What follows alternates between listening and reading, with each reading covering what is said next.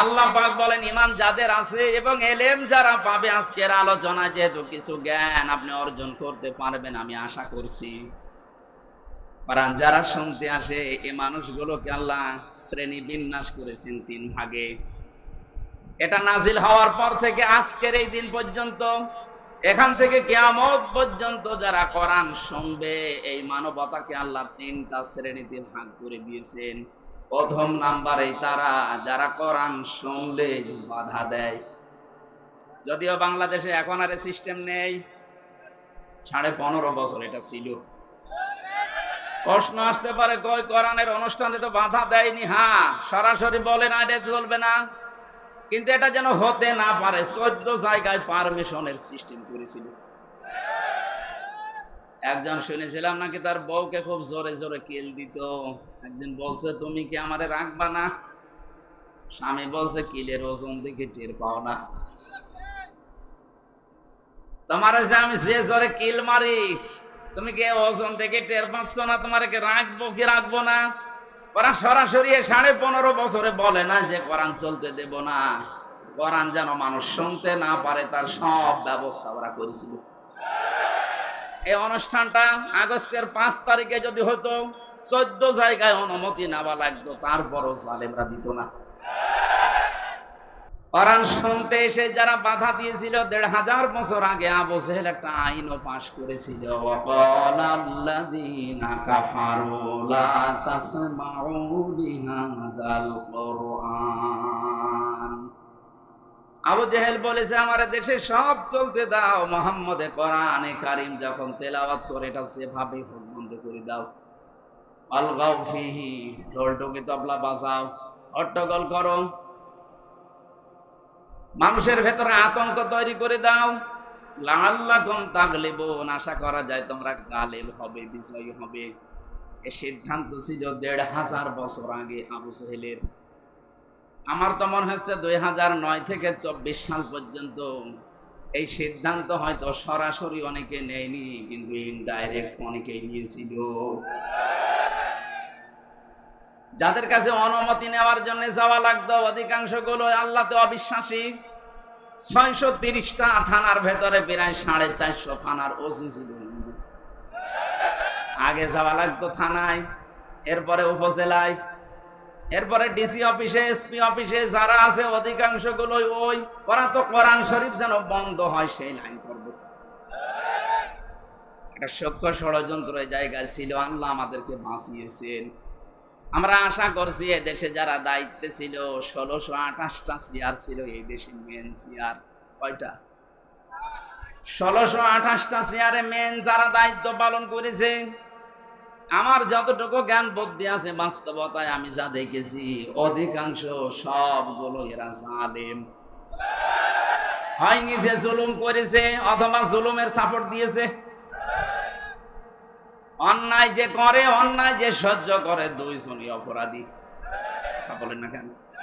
বিশ্বনবীর হাদিস, তিরমিজি শরীফ, নবীজি বলেন, কেউ যদি জুলুম করে, তুমি যদি জানো যে লোকটা জালেম, এরপরেও যদি কেউ প্রত্যক্ষ পরোক্ষ ভাবে তাকে সাহায্য করে, সহযোগিতা করে, আমি নবী বলছি ওই লোকটা আমার উম্মত থেকে বের হয়ে যায়।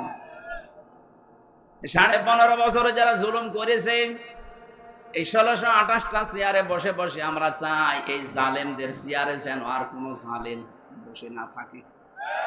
ছাত্র জনতা জীবন যখন দিয়েছে, একজন দুইজন না, 3732 জন মানুষ অলরেডি জীবন দিয়েছে।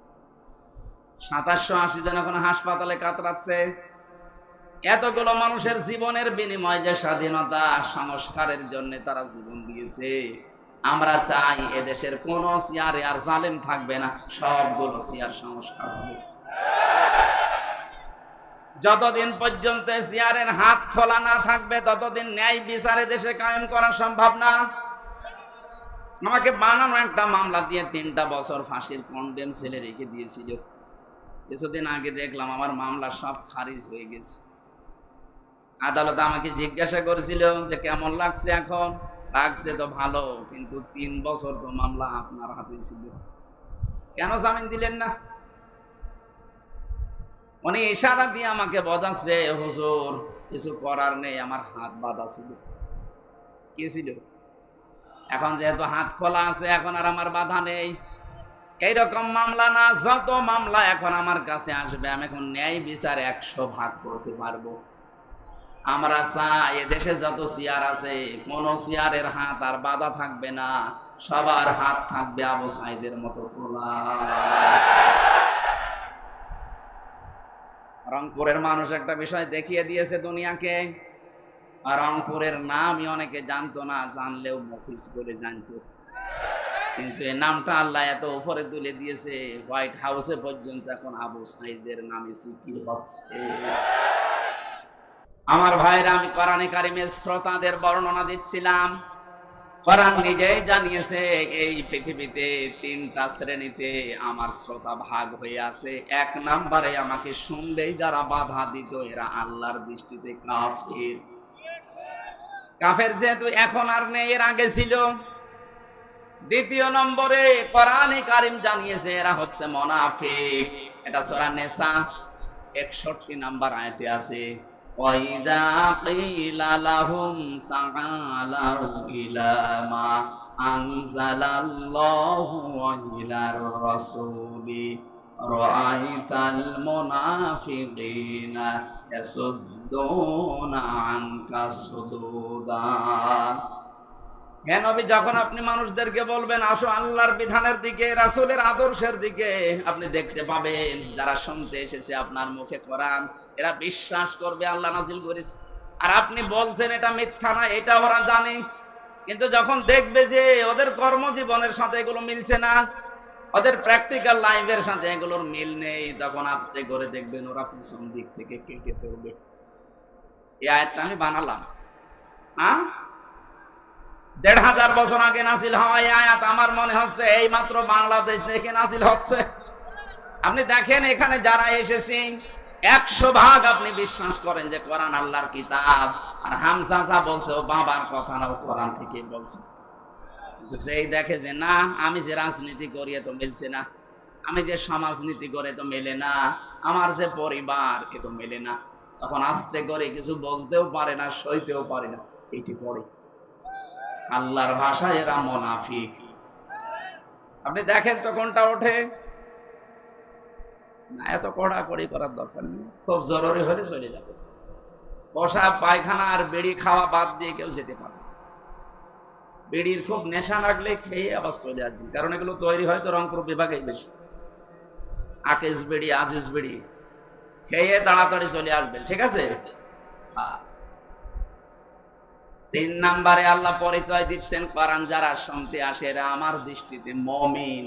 ইন্নামাল মুমিনুনা আল্লাযীনা ইযা যুকিরাল্লাহু ওয়াজিলাত কুলুবুহুম।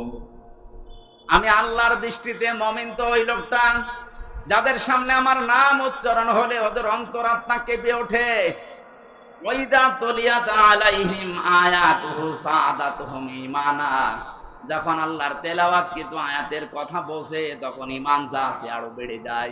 তার মানে ঈমান যে বাড়া কমা হয়, এই আয়াতটার প্রমাণ। আজকে আমরা কোরআন শুনতে এসে যদি বুঝতে পারি আল্লাহ পাক বলেন যাদাতুহুম ঈমানা, অবশ্যই তার ঈমান বাড়বে। আর যারা সর্বোচ্চ ঈমানের অধিকারী, যারা এর মর্মবাণী উপলব্ধি করতে পারবে, বুঝতে পারবে, নবী আপনি দেখবেন তাফিদু মিনাদ দামি'i মিম্মা আরাফু মিনাল হক। ওরা যখন জানবে যে আল্লাহ কি বলে আর আমি কি করি, বসার পরে দেখবেন ওদের চোখ দিয়ে অটোমেটিক পানি গড়িয়ে পড়ছে। কোরআনের আলোচনায় সবার চোখে পানি আসবে না, এটা বোঝার মতো যোগ্যতা আপনার থাকা লাগবে। যদি সত্যি আপনি উপলব্ধি করতে পারেন মন দিয়ে, আপনার মন থেকে যদি এই কথাটা আপনি রিসিভ করতে পারেন, দেখবেন আপনি মনের অশান্তি কখন চোখ দিয়ে পানি পড়ছে টেরও পাবেন না। এটা সাহাবা একরামের হয়েছিল, কারণ তারা বুঝতেন। আমরা অনেকে আমাদের মাতৃভাষা না হওয়ার কারণে আরবিটা বুঝি না, এজন্য কান্না তো দূরের কথা, কান্নার ভানও আমরা ধরতে পারি না। হযরত ওমর তেলাওয়াত যখনই করতেন নামাজের ভেতরে 2-3 কাতার 5 কাতার দূর থেকে কান্নার আওয়াজ শুনতে পেত। কারণ পেছনে যারা দাঁড়িয়ে আছে ওরা বুঝতেছে যে জাহান্নামের আয়াত আসতেছে। জান্নাতের সুখের আয়াতগুলো যখন আসতো তারা আবেগে আপ্লুত হয়ে পড়তেন। আমরা আয়াত থেকে শিক্ষা নেবার বিষয় ছিল কোরআন শুনলে বোঝার পরে তাদের ঈমান আল্লাহ বাড়িয়ে দেবে। ওয়া আলা রাব্বিহিম ইয়াতাওয়াক্কালুন। বাড়ি যাওয়ার সময় তারা বলবে আমরা আজকে থেকে দুনিয়ার সব কিছু থেকে ভরসা করলাম আল্লাহর উপরে।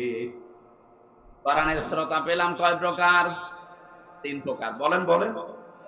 1 নম্বরে কাফের, 2 নম্বরে মুনাফিক, 3 নম্বরে মুমিন। আমরা এই 3 নাম্বারটা হতে চাই আজ। আল্লাহ কোরআনের আয়াতে যেটাই বলেছেন ওটা উপলব্ধির মাধ্যমে যেন তেলাওয়াত শুনে বুঝে এখান থেকে তাওয়াক্কুল নিতে পারি আল্লাহর উপরে। বলেন আমিন। দরুদ আর সালাম পড়ছি আমাদের নবী মুহাম্মদ রাসূলুল্লাহ সাল্লাল্লাহু আলাইহি ওয়াসাল্লামের উপর। আমি এখানে একটা বিষয় ক্লিয়ার করে নিই কয়েক মিনিটে। যারা আল্লাহর বিধান মানেন এই ঘোষণা দিয়েছেন যে আমি নামাজ পড়ি, আমি রোজা রাখি, আমি হজ করে এসেছি, আমি দান সাদকা করি, এই যে 4টা বিধানের কথা বললাম, এই বিধানগুলো কার?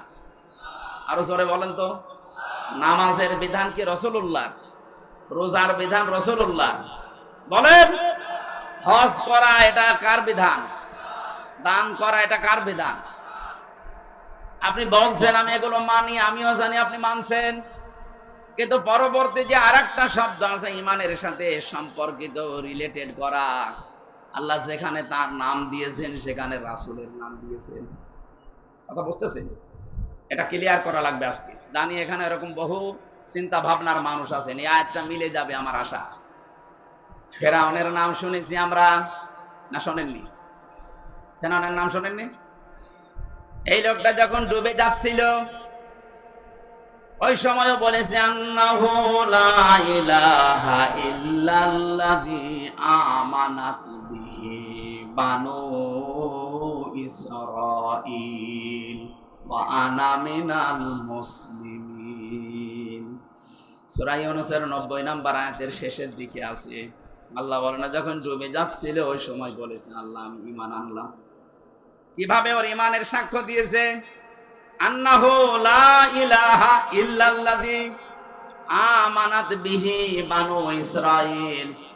বনি ইসরাঈলরা যার উপর ঈমান এনেছে আমি তাকে বিশ্বাস করলাম। ওয়া আনা মিনাল মুসলিমিন, আমি তো মুসলমান, এরপরও আমি কেন বারবার ডুবি আর উঠি? ফেরেশতারা আমারে বারবার সবাই কেন?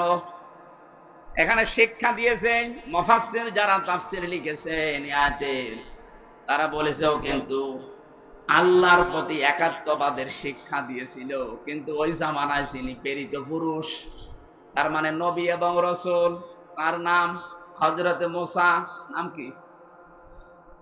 আল্লাহর ঘোষণা দিয়েছে, কিন্তু ওই জামানার যিনি নবী এবং রাসূল, আল্লাহ যাকে প্রেরিত পুরুষ করে পাঠিয়েছেন তাকে কিন্তু মানে নাই, ঘোষণাও দেয় নাই।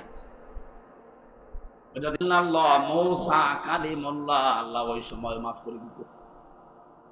শত ঘোষণা দিয়েছে আল্লাহর একাত্মবাদের, রেসালাতের ঘোষণা দেয়নি। এই জন্য আল্লাহ ওকে মাফ তো করেইনি, আল্লাহ ডাকও দিয়েছিলেন আল আন, এখন। অকদ আসাইতা ক্বাবলু ওয়া কুনতা মিনাল মুফসিদিন। এখন কেন? এর আগে তো তুমি বড় সন্ত্রাসী ছিলে, স্বৈরাচার ছিলে, ফাসাদ সৃষ্টিকারী ছিলে। হাজার হাজার লক্ষ মানুষকে তোমার কারণে আমি দুনিয়াতে শান্তি দিতে পারিনি, তুমি অশান্তির দাবানল তৈরি করে রেখেছো। এখন কেন? জিবরাইলকে বললেন ওর মুখের উপরে কাদা দিয়ে দে, এটা তাফসিরে ফি জিলালিল কোরআনে আছে। ফেরেশতা জিবরাইল তোর মুখের উপরে যখন কাদা লাগিয়ে দিয়েছে, আল্লাহ পাক বলেন ফাল ইয়াউমা নুনাজ্জিকা, আজকের এই দিন থেকে আমি তোকে দায়িত্ব নিয়ে নিলাম। বেবাদানিকা, তোর এই শরীরটা, ফালিয়াউমা নুনাজ্জিকা বেবাদানিকা লিতাকুনা লিমান খালফাকা আয়া। কিয়ামত পর্যন্ত কোনো মেডিসিন লাগবে না, কোনো ঔষধ দেওয়া লাগবে না। আমি আল্লাহ নিজে তোরে সুটকি দিয়ে রাখলাম, মাছে খাবে না, পোকা মাকড়ে খাবে না, জলহস্তি খাবে না, কিয়ামত পর্যন্ত তোরে আমি সুটকি দিলাম। ওয়াইন্না কাসীরাম মিনান নাসি আন আয়াতিনা লাগাফিলুন।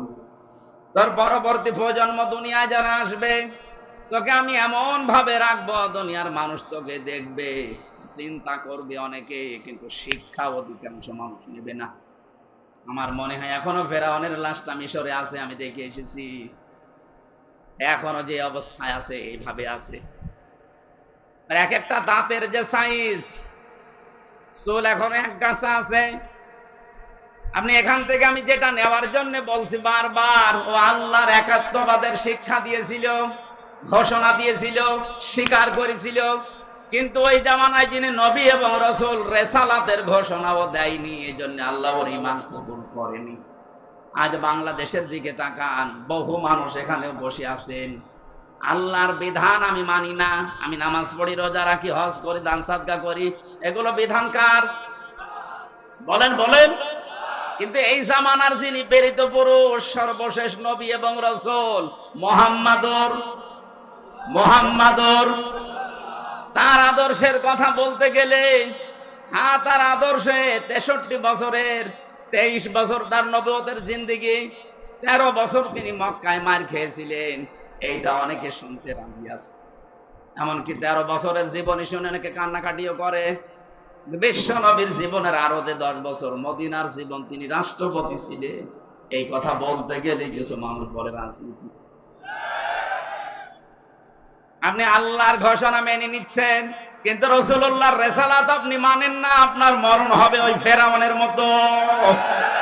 আর আমার তো মনে হচ্ছে বাংলাদেশে এই প্রকার মানুষ এখন দিন দিন বেড়ে যাচ্ছে, এখানেও আছে। এখন আপনার বিবেকে যা বলে তাই করে।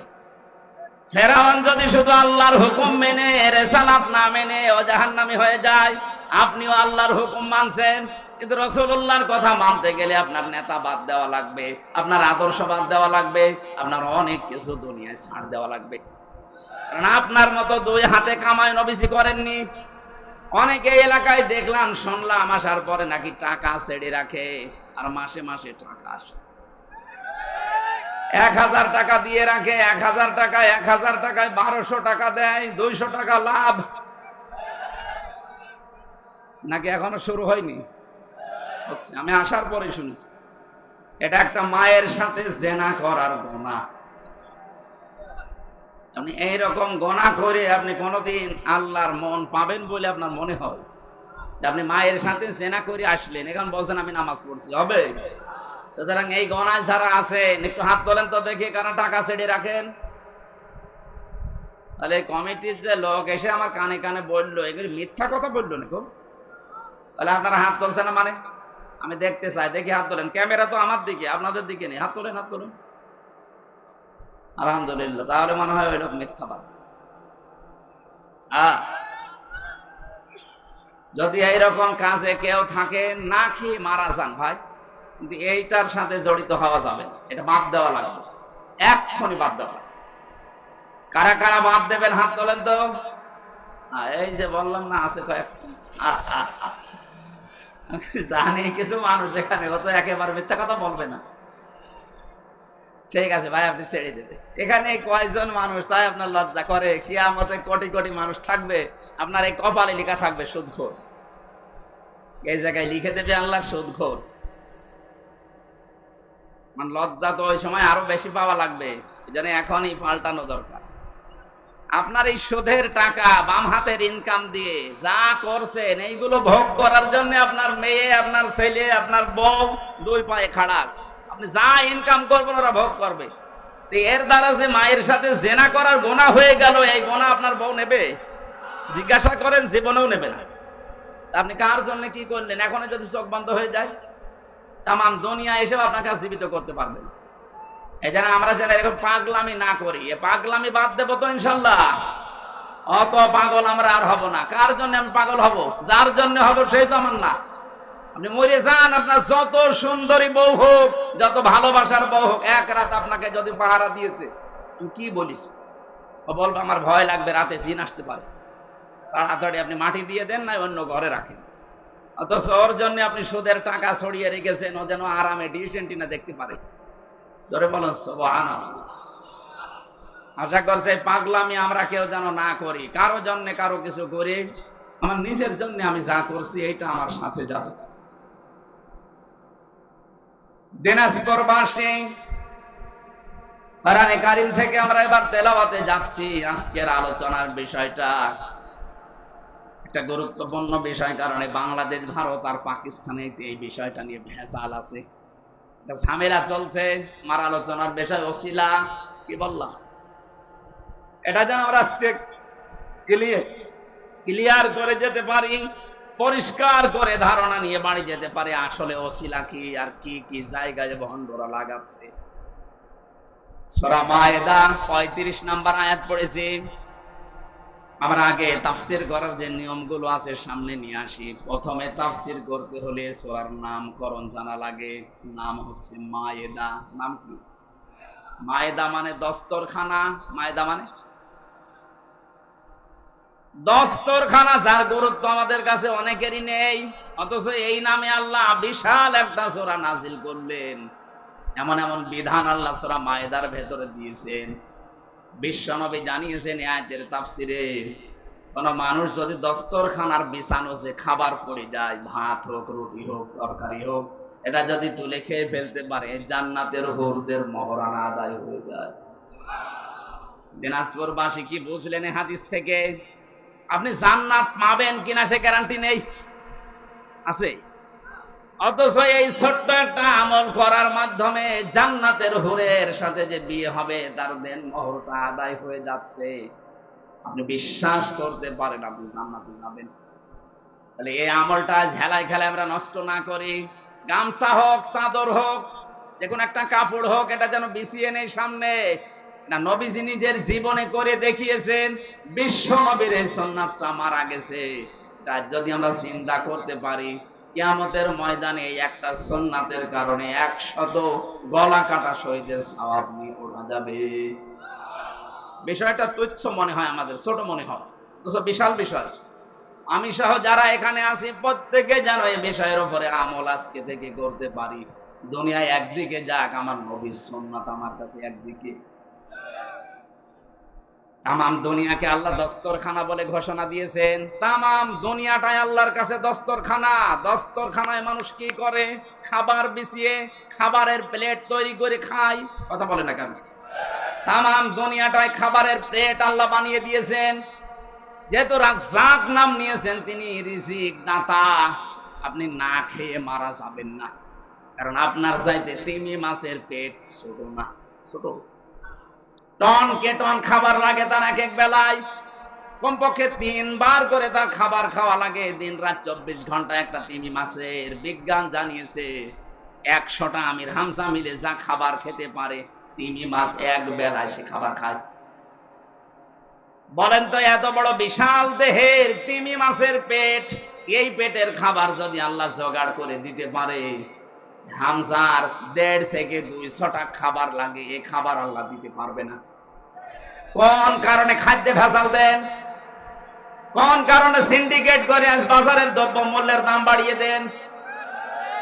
আজ বাংলাদেশে যারা সিন্ডিকেট করে খাবারের দাম বাড়িয়ে দিচ্ছেন, আপনি বিশ্বাস করেন আপনার ঈমান নষ্ট হয়ে গেছে? আপনি আল্লাহর কাছে বড় জালেম। মানুষকে কষ্ট দেওয়া, মানুষের সাথে জুলুম করার নামান্তর এটা। এই দিনাজপুর সহ বাংলাদেশের 64 জেলাতে যারা সিন্ডিকেট করে করে বিভিন্ন ব্যবহারিক জিনিসের দাম বাড়িয়ে দিচ্ছেন, আপনার নামের আগে আপনি লিখে নিতে পারেন জালেম অমুক আলী। এই যে এই দেশে অনেক বামপন্থী রাজনীতি করতো অনেকে, এখন অনেকে বন্ধ করে দিয়েছে। তারা বলতো আমরা বামপন্থী, বুক ফুলিয়ে যারা বলতো আমরা বামপন্থী। আমার কুষ্টিয়া একজন ছিল, ইনু, বুক ফুলিয়ে বলতো আমি বামপন্থী রাজনীতি করি। দুনিয়ায় যত কিছু আপনি দেখবেন বাম হাত দিয়ে করা হয়, ওটা ভালো কাজ না। বলে না কেন?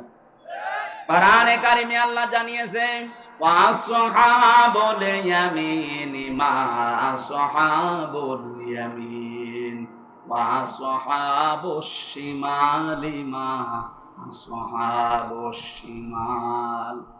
ডানপন্থী দুনিয়ায় যারা আছে এরা জান্নাতি, বামপন্থী যারা আছে এরা জাহান্নামী। বাংলাদেশে যারা এই কথা মুসলমান দাবি করার পরও বলেন যে আমি বামপন্থী, আপনি সরাসরি বলতে পারেন না যে আমি জাহান্নামী, কারণ বামপন্থী যারা তারা জাহান্নামী। এই কথা বলছেন না কেন?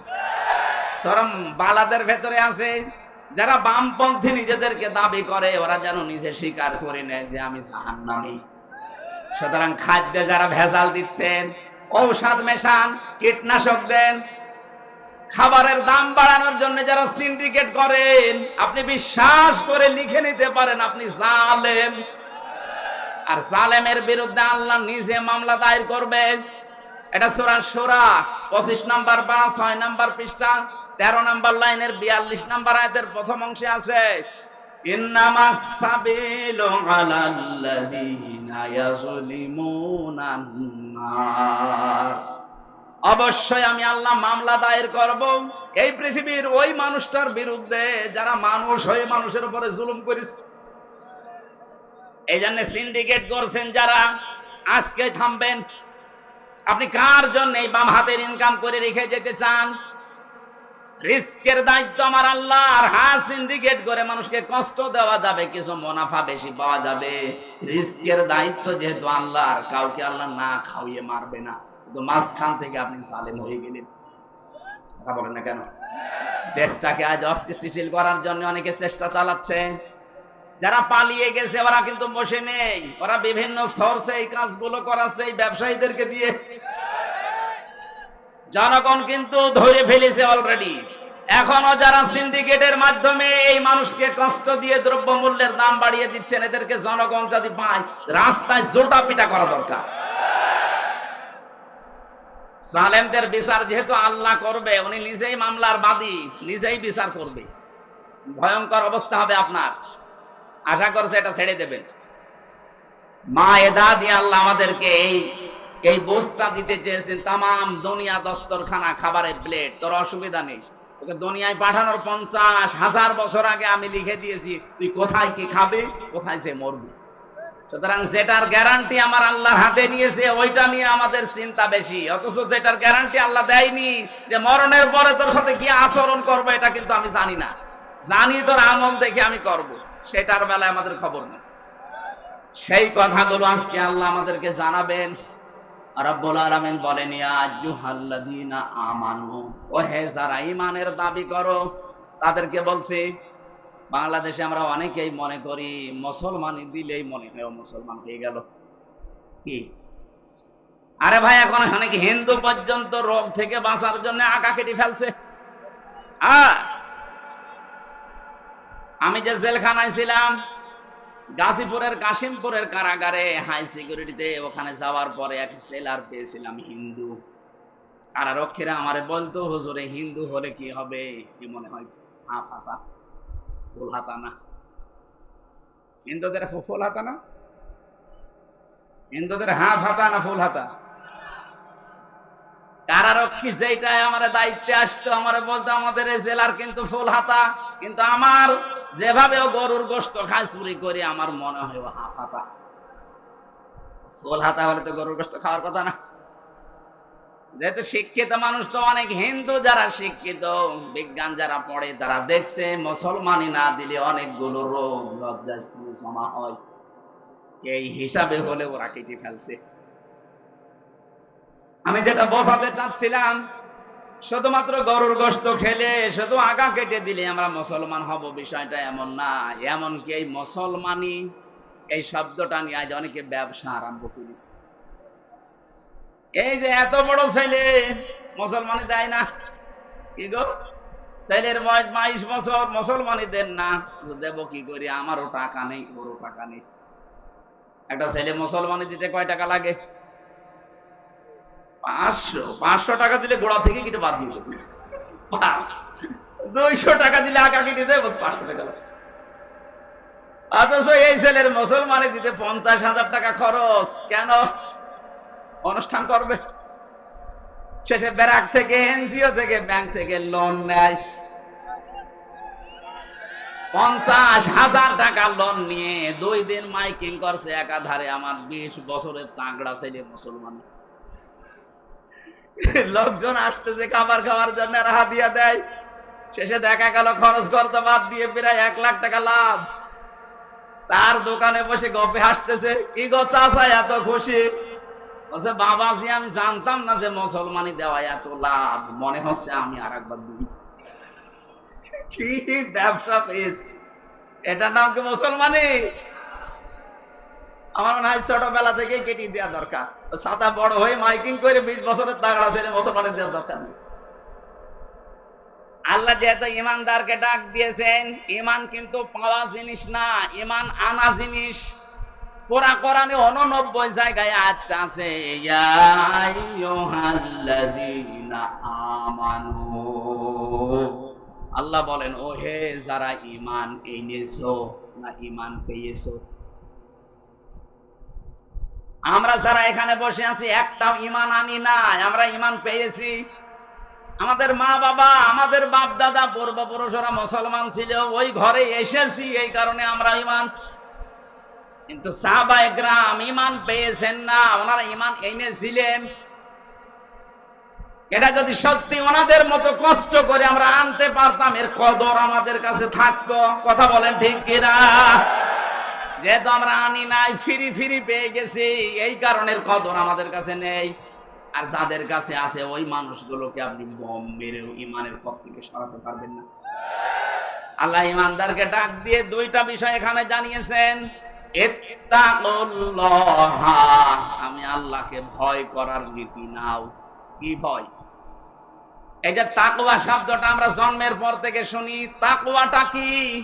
তাকওয়া একটা পাথেহ।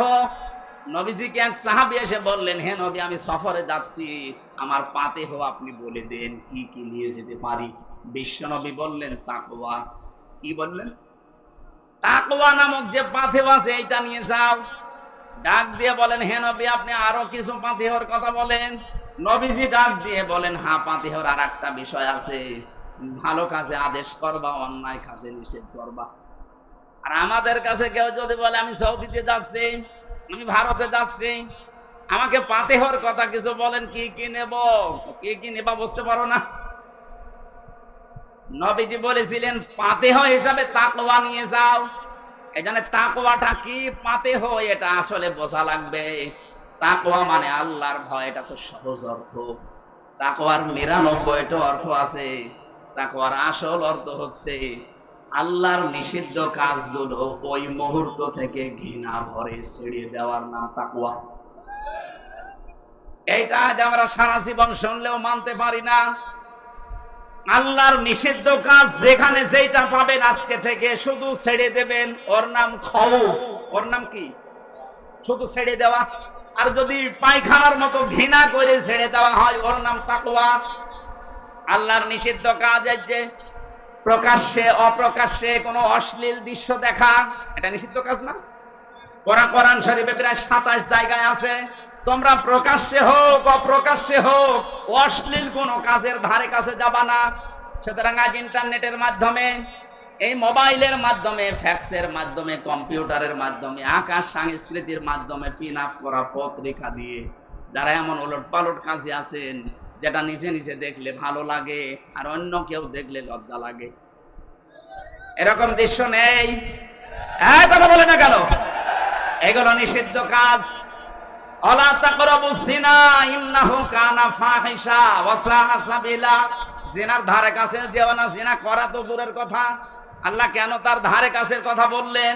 কারণ মানুষ একবারে লজ্জাস্থানের জিনা করে না, আগে সিস্টেমে যায়। প্রথমে হয়তো মোবাইলে কল দেয়, SMS করে, এরপরে ভিডিও কল, এরপরে আস্তে আস্তে এক জায়গায় হয়ে হাতের জিনা, মুখের জিনা, লজ্জাস্থান পর্যন্ত পৌঁছে যায়।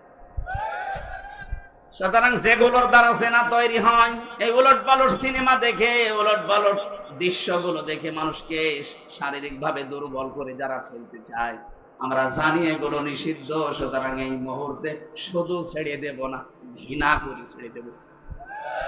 মোবাইলে এরকম দৃশ্য যাদের আছে, যেটা নিজে দেখলে আনন্দ লাগে, ভালো লাগে, আর অন্য কেউ দেখলে লজ্জা লাগে, এরকম দৃশ্য নেই? যার মোবাইল আছে এই মুহূর্তে এখনই ডিলিট করা লাগবে, এক্ষুনি। ওয়াজ এখন থেকে আরম্ভ হবে আমল করা। আমার এই মোবাইলটায় 250টা লেকচার আছে আমার স্যারের। আমি আন্তর্জাতিক বিশ্বে যারা আলোচনা করে দায়ী আছে, ডাক্তার নোমান আলী খান, ডক্টর আহমেদ মোসা জিব্রাইল, এদের লেকচার গুলো এখানে সাজানো আছে। তাছাড়া আর আমার ছোট মেয়েটার ছবি আছে, তাছাড়া আর কিছু নেই। আপনার মোবাইলে যদি এরকম কিছু থাকে যেটা নিজে দেখলে ভালো লাগছে, অন্য দেখলে লজ্জা পাবেন, এই মুহূর্তে ওইটা নিষিদ্ধ, ডিলিট করা লাগবে। কারা কারা করবেন আমি আজকে হাত দেখতে চাই, বলেন দেখি আপনার মোবাইলটা। আহা, এই লক খুলে দিন। দেখো তো কি আছে এখানে। আজকে ওয়াজ আমল ভিডিও ফাংশনে দেখো, যদি কিছু থাকে এক্ষুনি ডিলিট করুন। আলহামদুলিল্লাহ, আমরা আল্লাহর ওলি খোঁজার জন্য চরমোনায় যাই, আল্লাহর ওলির জন্য চট্টগ্রামে যাই, সিলেটে যাই, এরকম বুকে সৎ সাহস নাকি আগেই ডিলিট করে দিয়েছে। ঠিক আছে, এটা একটা আল্লাহর জিন্দা ওলি। আপনি ওলি খোঁজার জন্য চলে যাচ্ছেন, যার চরিত্র নেই, তার কিচ্ছু নেই। এই কথা বলে না কেন? আজ যে ভিডিও সহ 10 জন মানুষকে দেখা যাচ্ছে, যে মানুষগুলোকে আমাদের মাথার উপরে রেখেছিলাম মন্ত্রীর দায়িত্ব দিয়ে, এদের চরিত্র যে এত নিচে নামতে পারে, কুকুর অত নিচে নামে না। আপনি মানুষ, ঘৃণা লাগছে এখন আপনার নাম পর্যন্ত শুনলে। আর ওরাই আমার রিমান্ডে আল্লামা সাইদি এবং যুবতী মেহেরের কণ্ঠ এডিটিং করে শুনিয়ে আমারে বলতো, দেখ আপনার মাওলানা কি অবস্থা দেখ, অথচ ওদের চরিত্র আল্লাহ সব আজ ফাঁস করে দিচ্ছে। ওদের চরিত্র যে এত নিচে নিচে নেমেছে যে হাউং আঙ্কেল, হাউং আঙ্কেল না কয় ইঞ্চি,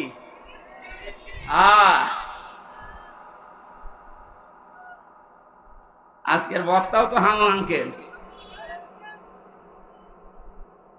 আমার সাথে ওই ছোট হুজুরটা ছিল, আমারে বলছে হামজা ভাই, আমার সাথে প্রায় 2 মাস এক ঘরে ছিল ওই পিসকে হুজুরটা মাদানি। বলছে হুজুর ভাই আমারে নিয়ে গেল রাত 12:30টার সময় হাতির ছিলে, 2 দিকে রাস্তা ব্লক করে দিয়ে আমার শরীরে পুরাটা উলঙ্গ করেছে।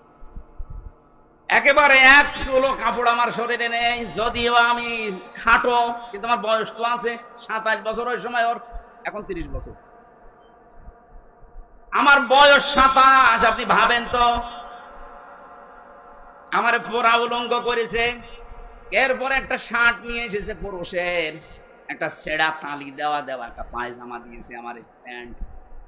এরপরে একটা সিগারেট ধরে আমার হাতে দিয়েছে, কারণ চারিদিকে অস্ত্র, বাধ্য হয়ে নেওয়া লাগছে। হঠাৎ করে একটা অর্ধ উলঙ্গ মেয়ে লোক নিয়ে এসে আমার পাশে দাঁড় করিয়ে বলছে এর ঘাড়ে হাত দিয়ে হবে।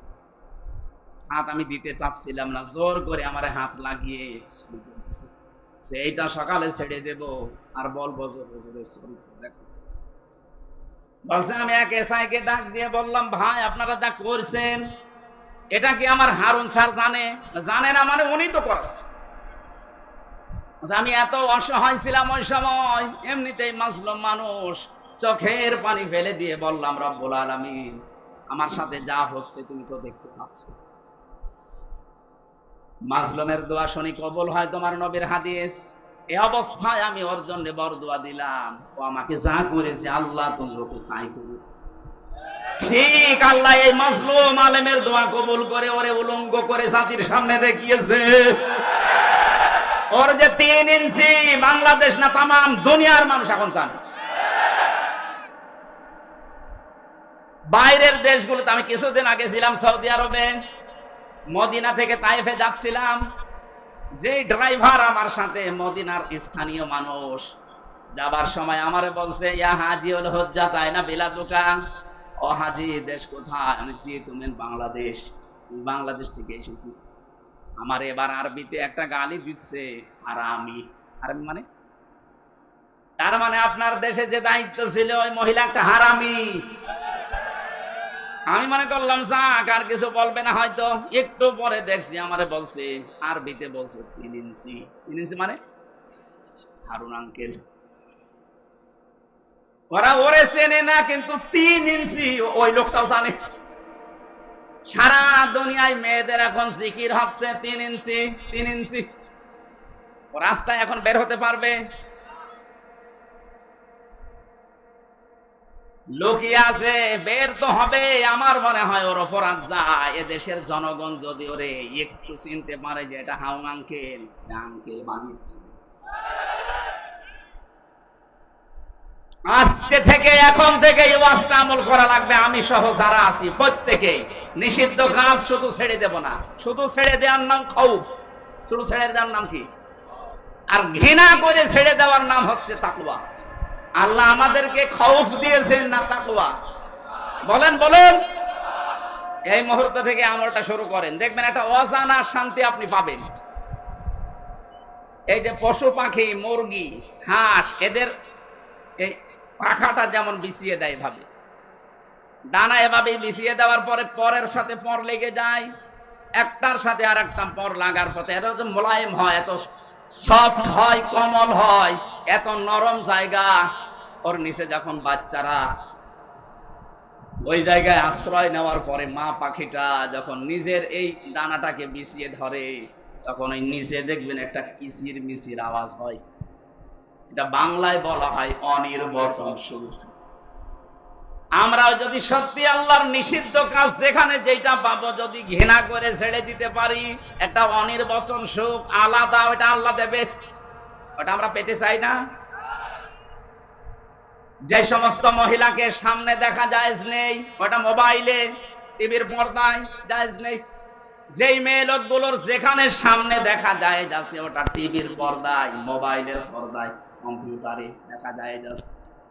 একটা মেয়ে লোকের পর্দা হচ্ছে মুখমণ্ডল, হাতের কবজি আর পায়ের পাতা বাদ দিয়ে পুরা শরীর ঢেকে রাখা লাগবে। কথা বুঝতেছে? আমাদের যাদের মা আছে, বোন আছে, মেয়ে আছে, ভাবি আছে, তাদেরকে বলছি, আপনারা শাড়ি যারা পরেন, স্বামীকে আরো চাপ দেন যে আমার 5,000 টাকার শাড়ি কিনে দাও। মেলায় না, শাড়ি কেনার দরকার নেই। আপনি মুসলিম মহিলা, আপনি সালোয়ার কামিজ বানাবেন। শাড়ি পরে যদি আপনি নামাজ পড়তে যান, আসল যদি পড়ে যায়, সোল যদি বের হয়ে যায়, আপনার নামাজ ভেঙে যাবে। এই জন্য মেয়েদের সর্বোত্তম পোশাক হচ্ছে সালোয়ার কামিজ। হাত পর্যন্ত হাতা বানাবেন ঢিলা ঢালা, যেন কাজ করার সময় বসিয়ে রাখা যায়। পা পর্যন্ত লম্বা বানাবেন, নিচে ছায়া পায়জামা থাকবে, ব্লাউজ থাকবে, উপরে একটা ওড়না দিয়ে, মাথাটা দিয়ে, পুরো মুখটা বাদ দিয়ে পুরো ঢেকে রাখবেন। হঠাৎ করে যদি কারো সামনে পড়ে যান, পর্দার মতো ফরজ বিধান আপনার জীবনে লঙ্ঘন হবে না। আমার মনে হয় 2,000 5,000 টাকা দিয়ে শাড়ি না কিনে এই 350 400 টাকা দিয়ে সালোয়ার কামিজ বানাবেন, পর্দাও আদায় হবে, আর আমরাও বেঁচে যাব। মানবে এটা? বলবে ওয়াজ রাখেন, আগে শাড়ি নিয়ে আসেন। সম্মানিত মা বোনেরা, হাজারো স্বামী এখানে বসে আছে, সব স্বামীর পক্ষ থেকে বলছি, এটা কিন্তু জুলুম হয়ে যাচ্ছে। আপনি 5,000 টাকা দিয়ে শাড়ি না কিনে 10টা সালোয়ার কামিজ হবে, 3 বছর 5 বছর পরতে পারবেন। আপনার আখিরাতও তৈরি হয়ে যাবে, আপনার স্বামীও বেঁচে যাবে, আল্লাহ বরকত দান করবে। আমি শব্দের প্রথম ব্যাখ্যাটা এখানে 9টা পেয়েছি। কোন মানুষ যদি সত্যি তাকওয়া অবলম্বন করতে পারে, নবীজি যে বললেন তাকওয়ার পাতিহ নিয়ে যাও, তার মানে আপনাকে বুদ্ধিমত্তা নিয়ে চলা লাগবে। আজ এটা সবচাইতে বেশি প্রয়োজন, বাংলা করে চলা। আপনি দেশের কোনো খবর রাখেন না, পরিবারের কোনো খবর নেই, সমাজের কোনো খবর নেই, আপনার এলাকার কোনো খবরও জানেন না, না আপনার মতো পাগল দিয়ে আল্লাহর দরকার নেই। আপনার এমনিতেই পাপ নাই রেখে আসা লাগবে। আপনি যত উপরে ওঠেন না কেন, আপনি যত বুজুর্গ দাবি করেন, আগে আপনাকে খোঁজ রাখা লাগবে, আপনার এই বুদ্ধিটা কাজে লাগানো লাগবে। যারা তাদের এই আকল, এই বুদ্ধিকে কাজে লাগায় না, এই মানুষগুলো জাহান্নামী। সূরা মুলকের 10 নম্বর আয়াতে আছে, আকালু লাউ কুন্না নাসমাউ আও নাকিদু মা কুন্না ফি আসহাবিস সাঈর। জাহান্নামে সাঈরের গেটে যখন মানুষ যাবে, দারওয়ান ফেরেশতা মালিক জিজ্ঞাসা করবে, কেন জাহান্নামে আসলে? এটা তো খারাপ জায়গা। যত মানুষ জাহান্নামে যাচ্ছে, ওরা প্রত্যেকেই জবাব দেবে, দুনিয়ায় আমরা যদি ভালো ভালো যে কথাগুলো সরিছিলাম, ওগুলো যদি মেনে নিতাম, আর আমাদের আকল, আমাদের বুদ্ধি, কমন সেন্স যদি কাজে লাগাতাম, আর জাহান্নামে আসা লাগতো না। এই আয়াত দ্বারা প্রমাণ হয় যে মানুষগুলো তাদের বিবেক, বুদ্ধি কাজে লাগাবে না, সে জাহান্নামে যাবে। আমরা যেন পাগলামি করে না থাকি, সচেতন হই। আহ্বান জানাচ্ছি, যারা পালিয়ে গেছে ওরা কিন্তু বসে নেই। বিশেষ করে এই যে সাবেকটা, মানে বাইরের দেশে এখন ছড়াচ্ছে, বিভিন্ন দেশে দাদা বাবুদের কাছে, মোড়লদের কাছে, যে আমি নির্বাচিত ছিলাম, আমাকে জনগণ উৎখাত করে দিয়েছে। না, এটা মিথ্যা কথা। এটার প্রতিবাদে মিডিয়া যারা আছে, পত্রিকা যারা আছে, আন্তর্জাতিক মাধ্যম সব বারবার প্রচার করা দরকার। এটা এখন বুদ্ধিমত্তার কাজ। সাংবাদিক মাহমুদুর রহমানের ঘোষণা আজকে শোনেননি? আপনি কোন দেশে থাকেন, শেষে নিজেও হারিয়ে যাবেন, মা পায়ের তলা মাটি থাকবে না। উনি সারা বিশ্বের মোড়লদেরকে এখন আহ্বান জানাচ্ছে যে আমি নির্বাচিত, সরকার আমাকে উৎখাত করেছে। এত বড় মিথ্যা কথা আপনি বলতে পারলেন? আপনি যদি কুকুরকেও জিজ্ঞাসা করেন যে 15.5 বছরে কে নির্বাচিত ছিল, ও ঘোড়ার মতো হাসবে। শয়তানকে যদি জিজ্ঞাসা করেন, শয়তান বলবে আমার চাইতে শয়তান তো কেউ নেই। এত বড় মিথ্যা কথা আমি জীবনে বলি। আপনি কিসের নির্বাচিত? 154 যে নির্বাচনের আগে হয়ে যায়, আর একবার ভোট হয়েছে, দিনের ভোট রাতে হয়ে যায়। কিভাবে আপনি নির্বাচিত মনে করেন আপনাকে? আর বাইরের মানুষকে এটা খাওয়াবেন, আর বাইরে আর কেউ নেই। এক মুশফিকুল ফজল সাংবাদিকই যথেষ্ট আপনার এই মিথ্যাচারের জবাব দেওয়ার জন্য। আমাদের উচিত হবে এই মিথ্যাচার বন্ধ হওয়ার জন্য খুব গুরুত্বপূর্ণ ভূমিকা রাখা লাগবে। এখন যারা দায়িত্বে আছে, তো প্রধান উপদেষ্টা সহ প্রত্যেকের এখন সবচাইতে বড় দায়িত্ব খুব তাড়াতাড়ি একটা সম্মানজনক সময় নিয়ে, যে মানুষগুলো জালেমদের ওই চেয়ারে বসে আছে, ওদেরকে লাথি দিয়ে নামিয়ে দিন। 100 জনের প্রায় 65 জন আমরা জানছি নেমে গেছে, আর বাকি 35 জন আছে। এগুলো যেন জালেমদের চেয়ারে না থাকে, এগুলো সব নামিয়ে দিয়ে এই দেশে একটা নির্বাচনের মাধ্যমে নির্বাচিত সরকারের হাতে দেশটা তুলে দেন। এই জালেমদের সব চক্রান্ত বন্ধ হয়ে যাবে। বলছে আমি নির্বাচিত। কিসের নির্বাচিত? আমার সাথে এক ওসি ছিল, ওই যে নুসরাত হত্যা মামলার ফেনীর।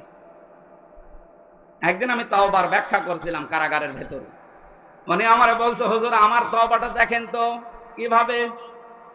রাত 12টার পর থেকে আমার দল বলসা ছিল, এদেরকে নিয়ে আমি বিভিন্ন কেন্দ্রে ভোট কাটা আরম্ভ করলাম। আল্লাহর নামে ভোট কাটতে কাটতে একেবারে ফসল পর্যন্ত বাক্স জমা দিয়ে দিলাম। গোসল করার পরে, ওযু করার পরে এবার আমি নামাজে দাঁড়ালাম। আল্লাহু আকবার। নামাজ শেষ করার পরে পড়লাম আস্তাগফিরুল্লাহ। হুজুর আমার তাওবা হয়েছে। আমি বললাম তাওবা হয়নি, ভণ্ডামি হয়েছে। আরে ভাই, আপনি তো আল্লাহর কাছে দোষ করেননি যে আস্তাগফিরুল্লাহ পড়বেন, আপনি তো দোষ করেছেন হামজার কাছে। আমার মতো 4 লক্ষ হামজা একটা এমপি বানাতে লাগে 3.5 থেকে 4 লাখ। এই 4 লক্ষ মানুষকে আপনি ধোঁকা দিয়ে বোকা বানিয়ে দিনের ভোটটা আগের রাতেই করে ফেললেন। আপনি এখন আল্লাহর কাছে মাফ চান, আস্তাগফিরুল্লাহ। কিয়ামত হয়ে গেল, আপনার মাফ হবে না যতদিন হামজা আপনাকে মাফ না করবে। সবচাইতে দুঃখের বিষয়, হামজা শুধু একা না, এই 15.5 বছরের ভেতরে বহু হামজা দুনিয়া থেকে মরে গেছে।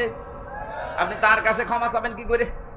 সুতরাং আপনার দুনিয়াও শেষ, আখেরাত তো শেষই। এই জালেমদের জুলুমের সাথে যারাই সম্পৃক্ত ছিলেন, যারা বিশেষ করে গুমের সাথে, এই যে ইলিয়াস আলী গুম হয়ে গেছে, তার পরিবারটা কি অবস্থায় আছে যারা গুম হয়েছে তারা জানে। আমার বিশ্ববিদ্যালয় কুষ্টিয়া থেকে 2 জন ভাই আমাদের সামনে থেকে হাওয়া হয়ে গেল, মোকাদ্দাস আর অলিউল্লাহ। আজ 10 বছর এখন খোঁজ নেই। আমার মনে হয় এই দেশে যারা দায়িত্বে আছে এমন কঠোর হবেন গুমের বিরুদ্ধে, কিয়ামতের আগে যেন এদেশে কেউ গুম না হয়। এটা মানবতার সাথে যে কত বড় উপহাস। যার ছেলে গুম হয়, বাবা গুম হয়, সে বুঝতে পারে। আপনি তো টের পাচ্ছেন না, আপনার তো কেউ গুম হয়নি। বিশেষ করে যারা আয়না ঘরের সাথে জড়িত, এ মানুষগুলোকে আল্লাহ মাফ করবে কি কায়দায় আমার তো বুঝে আসে না। আমি নিজে মাত্র 10 দিন ছিলাম আয়না ঘরে, তাই আমি পাগল হয়ে গেছি। আর যারা 8 বছর, 10 বছর, 14 বছর পর্যন্ত আছে, আর যখন রাতের বেলা নিয়েছে তো আমি দেখেছি বিভিন্ন দেওয়ালে লেখা আছে, ভাই এই মোবাইল নাম্বারটাই বাইরে যদি যেতে পারেন একটু বলবেন যে আমি বেশি আছি। আমি 1 বছর 2 বছর না, 14 বছর পাটকা পড়ে আছে। এরকম মানুষের কান্নার আওয়াজও শুনেছি। জিজ্ঞাসা করেছি, ভাই কতদিন আছেন? আমারে বলে এটা কোন বছর, কোন মাস, কি বার আছে, কিচ্ছু জানি না। এটা যে কোন বছর কয় সাল, এটা 24 সাল ও জানেই না। কোন মাস চলছে, কি বার, কয়টা বাজে ও জানে না। 2 দিন 5 দিন না, 14 বছর, 10 বছর, 8 বছর। যার যার ঘরের সামনে দেখলাম দেওয়ালে ছোট ছোট করে লেখা আছে, ভাই যদি কেউ একটু বাইরে যেতে পারেনি নাম্বারটা আমার পরিবারকে জানাবেন। আমার সাথে মুফতি ফখরুল সাহেব ছিলেন, উনি আমার মাঝে মাঝে বলতেন, হামজা ভাই আপনার সাথে কি করেছে জানি না, তবে আমার এই হাত পায়ের ভেতর দিয়ে এইভাবে দেওয়ার পর সামনে যে লোহার ব্যারিকেড থাকে ওর সাথে দিয়ে সিল দিয়ে আটকে দিত। 2-5 মিনিট, 10 মিনিট, 1 ঘন্টা পরে খুলে দেয় না। বছরের পর বছর 1.5 থেকে 2 মিনিট সময় দিত টয়লেট করার জন্য। পচা খাবার দিতে, সকালে ছোলা কয়েকটা, দুপুর বেলা খাবার দিয়েছে মাখিয়ে, মনে আছে কেউ মাখিয়ে ফেলে দিয়েছে, খেতে পারে না, খেতে দিয়েছে। দেখতাম আমার সাথে ফাঁসির ওই কন্ডেম সেলের ভেতরে শেষের কয়েকদিন ছিল, 60-65 হয়ে হাত পা ছেড়ে দিয়ে শুয়ে আছে। কি গো, এরকম করে শুয়ে থাকেন? আমার বাবা হামজা, শুয়ে থাকা যে কত বড় নিয়ামত তুমি বুঝবা না। তোমার তো মাত্র 10 দিন নিয়েছিল, আর আমি কয়েক বছর পর্যন্ত এইভাবে ছিলাম, পায়ের ভেতরে হাত দিয়ে শুয়ে থাকা কত বড় নিয়ামত এখন আমি টের পাচ্ছি। আমার মাজার হাড় পর্যন্ত ব্যথা হয়ে গেছে।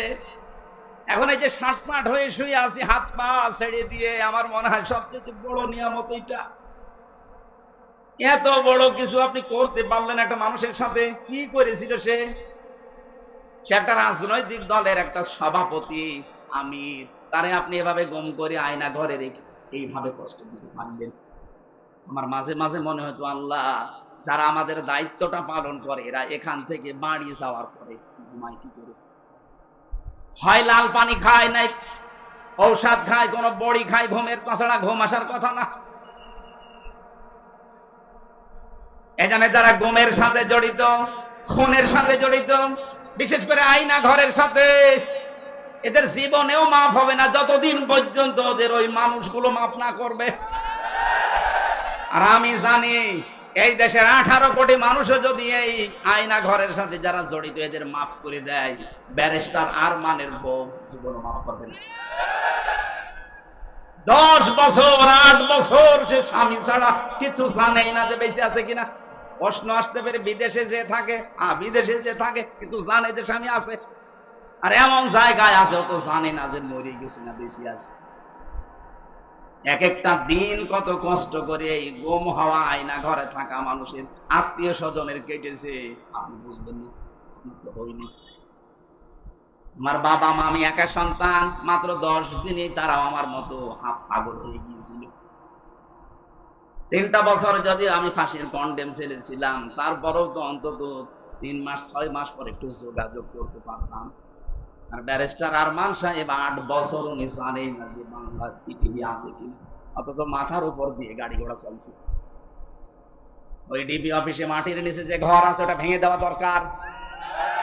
কয়েকদিন আগে ডিবির যে অফিসার ঘোষণা দিয়েছে, মাটির নিচে এখানে আয়না ঘর থাকবে না, ভাতের হোটেল থাকবে না, কাউকে যদি ধরা হয় তাকে তাড়াতাড়ি তার পরিবারকে জানানো হবে, এইটাই দরকার। তাছাড়া এত কঠিন অবস্থায় দিন কাটা সম্ভব না, বিশেষ করে গুম আর আয়না ঘর, এটা যেন পৃথিবী থেকে নিশ্চিহ্ন হয়ে যায়। দিনাজপুরবাসী, আমি যাই করি না কেন, আল্লাহর দরবারে আমার কোনো পজিশন আছে কিনা, আমার একটা মর্যাদা, এরকম একটা চেয়ার আছে কিনা যেখানে আল্লাহর সামনে আমি দাঁড়াতে পারবো। আজ প্রধান উপদেষ্টা ডক্টর মোহাম্মদ ইউনূসের আশপাশে যারা আছে, ওনার কথার যে মূল্য উনি দেবে, এই দিনাজপুর থেকে আমি হামজা কথা বললো ওই মূল্য দেবে। ওনার কাছে যে চেয়ারটা আছে, চেয়ারের একটা মূল্য আছে। আল্লাহ পাক বলেন, অবতাগু ইলাইহিল ওয়াসিলা, আমি আল্লাহ পর্যন্ত পৌঁছাতে একটা চেয়ার তালাশ করো, ওসিলা। বাংলাদেশে আয়াতটা নিয়ে যেহেতু ভেজাল আছে, আমি নিরসন করছি। বহু দরবার থেকে, বিশেষ করে ভণ্ডদের দরবার, এই আস্তানা থেকে কথা আসতেছে, ওয়াবতাগু ইলাইহিল ওয়াসিলা, আল্লাহকে পাওয়ার জন্য ওসিলা তালাশ করো। তার মানে পীর সাহেব ধরো। কে বলেছে আপনাকে? এখানে ওসিলা শব্দের দুইটা অর্থ। এক নাম্বার ওসিলা মানে নেক কাজ, দুই নাম্বারে ওসিলা মানে নবীর সম্মান। আপনি যদি বিপদেও পড়ে যান দুনিয়ায়, আপনি যদি দোয়াও করেন, তাহলে দোয়া করা লাগবে আপনার নেক কাজের ওসিলা দিয়ে, যে আল্লাহ আমি কিচ্ছু করি নাই, কিন্তু এমন একটা কাজ তোমাকে উদ্দেশ্য করে, তোমাকে জানাশোনা করে করেছিলাম তোমার ভয়ে।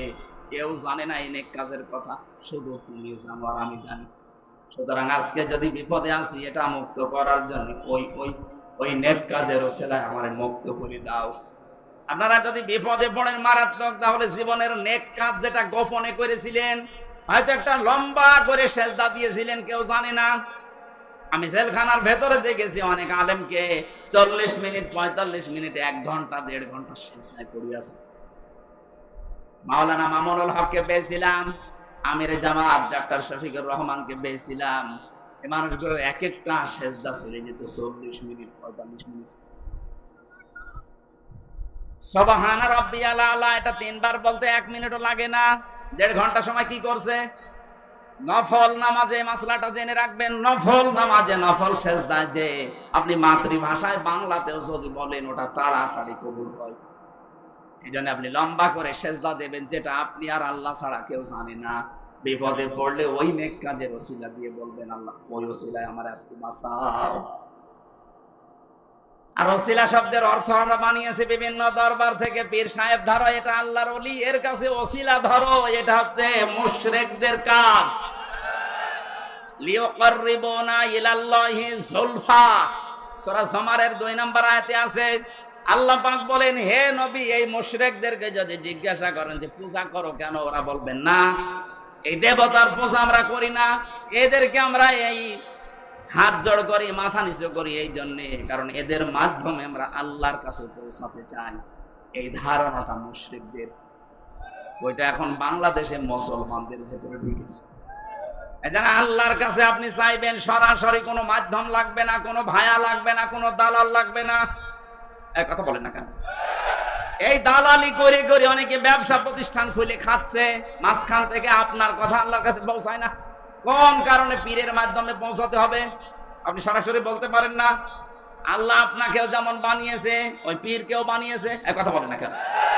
এই জন্য সরাসরি আপনি চাইবেন আল্লাহর কাছে। অনেকে মনে করে আমার দাড়ি নেই, আমি কি করে চাবো? আরে ভাই, দাড়ি কি?